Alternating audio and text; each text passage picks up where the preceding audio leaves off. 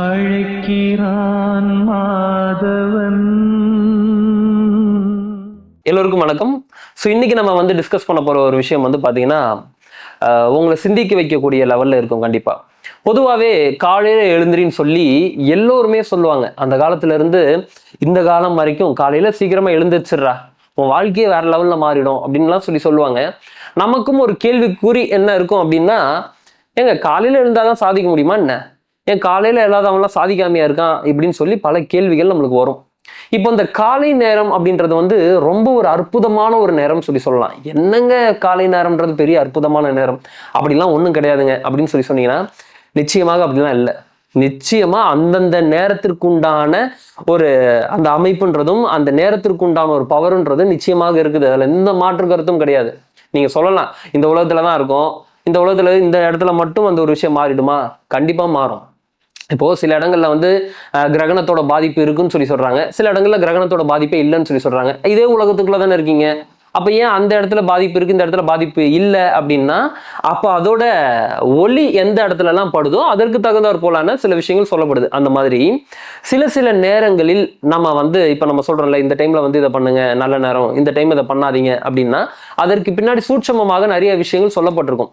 அப்ப இந்த காலை நேரத்துக்குள்ள வருவோம். இப்ப இந்த பிரம்ம முகூர்த்த நேரம் என்பது பாத்தீங்கன்னா காலையில அந்த இருள் முடிந்து ஒளி வரக்கூடிய நேரம், அந்த வெளிச்சம் வரக்கூடிய நேரம். அப்ப அந்த இருள் முடிந்து வெளிச்சம் வரக்கூடிய நேரத்துல உங்களோட எண்ண அலைகள் எப்படி இருக்கும் அப்படின்னு பாத்தீங்கன்னா ரொம்ப சாந்தமா இருக்கும். அதனாலதான் காலையில எழக்கூடியவன் எல்லாம் ரொம்ப சக்சஸ்ஃபுல்லா இருக்கிறதுக்கான காரணம் என்னன்னா, காலையில வரக்கூடிய விஷயங்கள், அவங்க எண்ணத்திற்கு வரக்கூடிய விஷயங்கள் எல்லாமே இறைவனிடமிருந்து வரக்கூடிய வார்த்தைகள். அந்த உணர்வின் மூலமாக இறைவன் பேசுவார். அந்த நேரத்துல இறைவன் சில பாயிண்ட்ஸ் உங்களுக்கு கொடுப்பாரு. அந்த பாயிண்ட்ஸ் எடுத்து வச்சு அப்ளை பண்ணி பாருங்க, உங்களுக்கு வேற லெவல்ல ஒர்க் அவுட் ஆகும். அப்போ அந்த நேரத்துல இறைவன் உங்களிடம் பேசக்கூடிய நேரம். காலையில இருக்கக்கூடியது சாத்வீக குணம், அப்ப மதிய நேரத்துல இருக்கக்கூடியது பாத்தீங்கன்னா தாமச குணம், அப்ப இரவு நேரத்துல இருக்கக்கூடியது ரஜோஸ் குணம். இந்த மாதிரி ஒரு வேலையிலும் ஒரு குணம் செயல்படுது. 3 குணத்துல இந்த 3 குணமும் ஒரு வேலையில செயல்படுது. அப்ப காலையில செயல்படக்கூடிய அந்த குணம் என்பது என்ன அப்படின்னு பாத்தீங்கன்னா சாத்வீக குணம். அப்ப அந்த நேரத்துல நீங்க எழுந்து உங்களோட ஒரு வேலையை செஞ்சு பாருங்க, எப்படி உங்களுக்கு ஒரு விஷயம் நடக்குதுன்னு சொல்லி பாருங்க. அப்ப இதே மாதிரி காலையில எழுந்தவங்க ஏகப்பட்ட பேர் நிறைய விஷயங்கள் சொல்லியிருக்கிறாங்க. ரஜினிகாந்த் சார் சொல்லியிருக்கிறாரு, காலையில எந்திரிக்கிறது மூலமா நிறைய விஷயங்கள் மாற்றத்திற்கு என்னோட லைஃப் மாறி இருக்குன்னு சொல்லியிருக்கிறாரு. அக்ஷய்குமார் சார் சொல்லியிருக்கிறாரு, நான் காலையில என்னோட ரொட்டீனே நான் காலையில சீக்கிரமா எந்திரிப்பேன் அப்படின்னு சொல்லியிருக்கிறாரு. அதே மாதிரி நம்மளுக்கு எல்லாருக்கும் தெரிஞ்ச ஆப்பிள் நிறுவனத்தோட சிஇஓ டிம் குக் அவரு சொல்லியிருக்கிறாரு, காலையில நான் 3:45 எந்திரிச்சு என்னோட வேலைகளை நான் செய்ய ஸ்டார்ட் பண்ணுவேன், என்னோட இமெயில்ஸ்லாம் நான் ரீட் பண்ண ஆரம்பிச்சிருவேன் அப்படின்னு சொல்லியிருப்பாரு. அதே மாதிரி பாத்தீங்கன்னா former US first lady Michelle Obama அவர்களுமே பாத்தீங்கன்னா காலையில அவங்களோட ஒர்க் ஸ்டார்ட் பண்ணிடுவேன் அப்படின்னு சொல்லியிருக்கிறாங்க. நம்மளோட முன்னோர்கள், ஏன் அங்கேயே போறீங்க, நம்மளோட முன்னோர்கள் ஏகப்பட்ட பேர் காலையில எழுந்திருச்சு நிறைய விஷயங்களை அவங்களுக்குள்ள மாத்திருக்காங்க.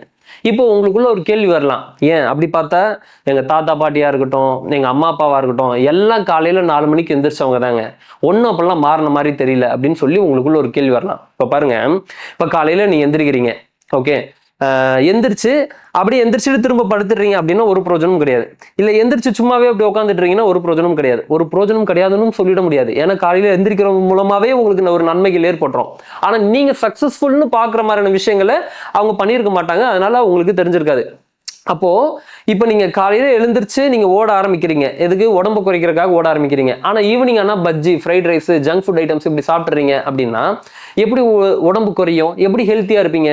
இப்ப காலையில எழுந்தா ஹெல்த்தியா இருப்போம்னு சொல்லி நம்மளுக்கு பதிவாயிருக்கு. அப்ப காலையில எந்திரிச்சான்ல, ஏன் ஹெல்த்தியா இல்ல? அப்ப அவன் என்னன்னா காலையில எந்திரிச்ச விஷயத்த கரெக்டா பண்ணியிருக்கான், ஆனா இந்த ஹோல் டேவும் சரியா பண்ணியிருக்கிறானா அப்படின்னு சொல்லி பார்த்தோன்னா ஒரு கேள்விக்குறிதான். இல்ல. அப்போ எந்திரிக்கிறதுனால மட்டும் பிரயோஜனம் இல்லை, எழுந்திரிச்சு என்னென்ன மாதிரியான விஷயங்களை கடைபிடிக்கணும் அப்படின்றதும் ரொம்ப ரொம்ப இம்பார்ட்டன்ட். எந்திரிக்கிற அந்த ஃபர்ஸ்ட் டேவோட ஸ்டார்டிங் மட்டும் கிடையாது, டேவோட ஸ்டார்ட் மட்டும் கிடையாது, அந்த ஹோல் டேவும் அவன் என்ன மாதிரியான விஷயங்களை பண்ணியிருக்கான்றதை பொறுத்து தான் அவனோட வாழ்க்கையே அமையுது. அப்போ இதெல்லாம் தான் ஒரு முக்கியமான ஒரு விஷயம். அப்ப அந்த காலத்துல எந்திரிச்சிருக்கிறாங்க அப்படின்னா அவங்களோட உடல்நிலை நல்லா இருந்தது. அந்த காலத்துல எந்த அளவுக்கு வாழ்ந்திருக்காங்கன்னு சொல்லி பாருங்க, எந்த அளவுக்கு அவங்களோட உடம்பு சக்தி ஓட்டம் அதிகமாக இருந்ததுன்னு சொல்லி பாருங்க. இன்னைக்கு ஏதாவது போயிட்டு இப்படி உட்காந்து சிஸ்டம்ல தட்டுறதுக்கே நம்மளுக்கு டயர்ட் ஆயிடுது அப்படின்னா அந்த டைம்ல போய் காட்டுல எல்லாம் போய் வேலை பார்த்துட்டு வந்தாங்க. சாப்பாடு உணவு அந்த அளவுக்கு இருந்தது. காலையில எழுந்து அவங்க பண்ணக்கூடிய வேலைகள் அப்படி இருந்தது. இந்த மாதிரி நீங்க பார்க்கக்கூடிய ஒரு விஷயம் பணத்தின் ரீதியாக மட்டும் பார்த்துறாதீங்க. பணம் இருந்தா நம்ம பெரிய ஆளு அப்படின்னு சொல்லி பார்த்துறாதீங்க. சக்சஸ்ஃபுல் பர்சன் அப்படின்னாலே ஒன்லி நம்ம பணம் மட்டும்தான் பார்ப்போம். அப்படி கிடையாது. உடல்நிலையில அவங்களுக்கு எந்த மாதிரியான ஒரு முன்னேற்றம் இருக்கு அப்படின்றதும் ஒரு மிகப்பெரிய ஒரு சக்சஸ்ஃபுல் பர்சன் தான். உடல் நல்லா இருக்கா, அவன் சக்சஸ்ஃபுல் பர்சன் தான். ஏன்னா உடம்ப பாதுகாத்திருக்கான். பணம் இருக்கா, இன்னும் ரொம்ப சக்சஸ்ஃபுல் பர்சன் தான். உறவுகள் எல்லாரையும் அழகா வச்சிருக்கிறானா, அவனும் சக்சஸ்ஃபுல் பர்சன் தான். இந்த மாதிரி சக்சஸ் அப்படின்றது வந்து பணத்தை மட்டும் சார்ந்தது கிடையாது, எல்லாம் சேர்ந்தது தான். இப்போ கண்ணு நல்லா இல்ல ஆனா வாய் பேச முடியுது, அப்ப அங்க ஒரு குறை இருக்கு. இப்போ கண்ணு நல்லா இருக்கு, காது கேட்கல, வாய் பேச முடியுது. இப்ப காது பிரச்சனையா இருக்குன்றதுனால அங்க ஒரு குறை தான். அப்ப எல்லாமே சரியாக இருந்தால்தான் அந்த இடத்துல நிறைவுன்றது ஒண்ணு வரும். அது சரியாக இருக்குன்னே வரும். அப்படி அந்த இடத்துல ஏதோ ஒன்று குறையுதுன்னா அந்த இடத்துல சரியில்லைன்னு தான் வரும். அப்போ எந்த ஒரு விஷயமாக இருந்தாலும் எல்லாம் நிறைவாக இருக்கா அப்படின்றது சொல்லி பார்த்துங்க. இந்த காலை நேரத்துல நீங்க எழுந்திருக்கும் போது எல்லா விஷயமும் நிறைவாக அமையும். அதுல எந்த மாற்று கருத்தும் கிடையாது. நீங்க வேணா காலையில எழுந்தவங்களோட ஹிஸ்டரி எடுத்து வச்சு நீங்க படிச்சு பாருங்க. அதே மாதிரி வந்து பாத்தீங்கன்னா ராபின் சர்மா 5 AM புக்கு, அந்த 5 AM எழுதுறதுனால அவருக்கு என்னென்ன மாதிரி விஷயங்கள் நடந்ததுன்றதை பத்தி அந்த புக்ல கொடுத்துருப்பாரு. என்னென்ன மாதிரி விஷயங்கள் நடக்கும் அப்படின்னு சொல்லியும் கொடுத்துருப்பாரு. ஸோ மார்னிங் டைமை வந்து மிகப்பெரிய ஒரு டைமு, சரியாக பயன்படுத்தக்கூடியவர்கள் அவங்களோட வாழ்க்கையில முன்னேறாங்க. ஸோ இதை பத்தி தான் நம்ம வந்து 21 நாள் வேக்கப் சேலஞ்சாகவும் நம்ம நடத்திருக்கிறோம். அதே மாதிரி 21 days பிரம்ம முகூர்த்தம் 4 to 5 கிளாஸ் வந்து பார்த்தீங்கன்னா நம்ம எடுத்திருக்கோம். அதே மாதிரி வந்து பார்த்தீங்கன்னா 7 days பிரம்ம முகூர்த்தம் கிளாஸுமே வந்து நம்ம எடுத்திருக்கோம். ஸோ நம்ம எடுக்கக்கூடிய விஷயங்கள் எல்லாமே இந்த காலை ரொட்டீனை வந்து நம்ம எந்த அளவுக்கு மாற்றிக்கணும், எந்தெந்த மாதிரி விஷயங்களை கடைபிடிக்கணும் அப்படின்னக்கூடிய விஷயங்களை பொறுத்தது தான். ஸோ நம்மளோட வேக்கப் சேலஞ்சும் நம்ம அப்பப்போ வந்து கண்டக்ட் பண்ணுவோம். அண்ட் 7 days பிரம்ம முகூர்த்தா கிளாஸ் இருக்கு, 21 days பிரம்ம முகூர்த்தா ரெக்கார்டிங் செஷனும் அவைலபிள் இருக்குது. நீங்க ஆஃபீஸ் நம்பரை கான்டாக்ட் பண்ணி வாங்கிக்கலாம். நெக்ஸ்ட் நடக்கக்கூடிய 7 days பிரம்ம முகூர்த்தம் கிளாஸ்ல நீங்க கலந்துக்கணும் அப்படின்னா லிங்க் வந்து டிஸ்கிரிப்ஷன் அண்ட் ஃபர்ஸ்ட் கமெண்ட்லயும் இருக்குது, கிளிக் பண்ணி தெரிஞ்சுக்கலாம். அதே மாதிரி நெக்ஸ்ட் நடக்க இருக்கக்கூடிய வேக்கப் சேலஞ்சில் நீங்க கலந்துக்கணும் அப்படின்னா அதோட லிங்க்கும் டிஸ்கிரிப்ஷனும் அண்ட் ஃபர்ஸ்ட் கமெண்ட்லயும் இருக்குது, கிளிக் பண்ணி ஜாயின் பண்ணிக்கலாம். மீண்டும் இதே மாதிரி இன்னொரு வீடியோ பதிவில் சந்திக்கிறேன். நன்றிகள், வணக்கம்.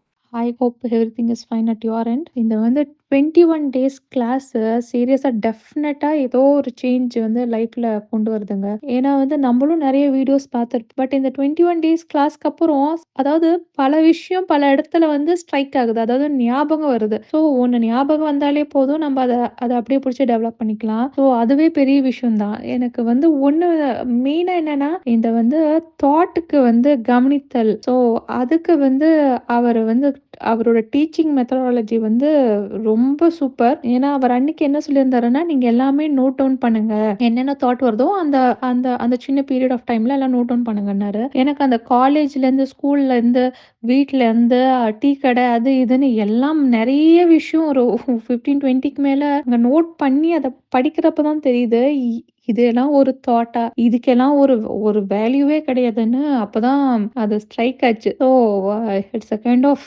Really nice. சீரியஸாவே இது வந்து சேஞ்சஸ் கொண்டு வருது. ஹோப் நிறைய பேர் லைஃப்லயும் இந்த மாதிரி சேஞ்சஸ் வரணும்னு நான் வந்து விஷ் பண்ணிக்கிறேன். And like all the best for mister Thirumaran and your team. Yeah, take care, bye.